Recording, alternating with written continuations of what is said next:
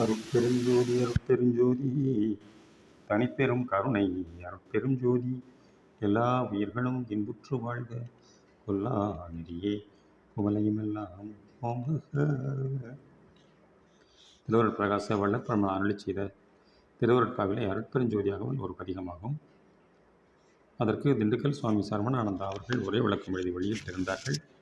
தலைப்பு எண் 223 இயற்கை பொருண்மை. உபதலைப்பு எண் 10 அருட்பெருஞ்சோதி அகவல் வரிகள் 1405 1406. கட்டுமாம்பழமி கதலிவான் பழமி இட்டனர் சுவை செய் இழந்த எங்கனியே.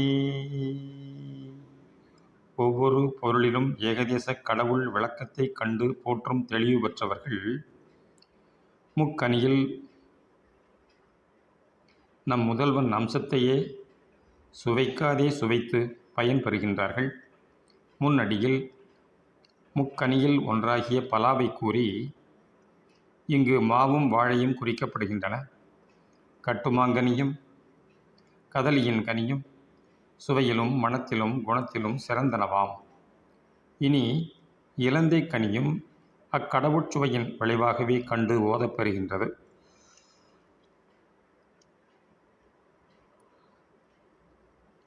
இக்கனியின் சிறப்பும் இம்மரம் இலை வேர் இவைகளின் ஓஷதி தன்மைகளும் தெய்வாம்சத்தை தெளிவிப்பனவாய் உள்ளனவாம். சிறந்த கனியின் சிறந்த தன்மைகளை கூறியுள்ளது. திருவருட்சக்தியில் யாவும் எல்லாவற்றிற்கும் மேலும் பேராற்றல் உண்டு என்றும் அதனை அடைதலே குறிக்கோளை கொண்டு மேற்செல்ல வேண்டுமென்று உணர்த்தவேயாம். மற்றபடி பழ வர்க்க விளம்பரத்திற்கும் மருத்துவ விளம்பரத்திற்கும் அல்லவாம். ஆகையால் இக்கனிகளை பெரிதாய் முக்கியமாய் கருதி கொண்டு பற்றுடன் விரும்பி ஏற்று சுகம் காண முனைதல் கூடாது. ஏகதேசம் எப்பொழுதாவது கிடைக்கப் பெற்றால் கொள்ளலாம்.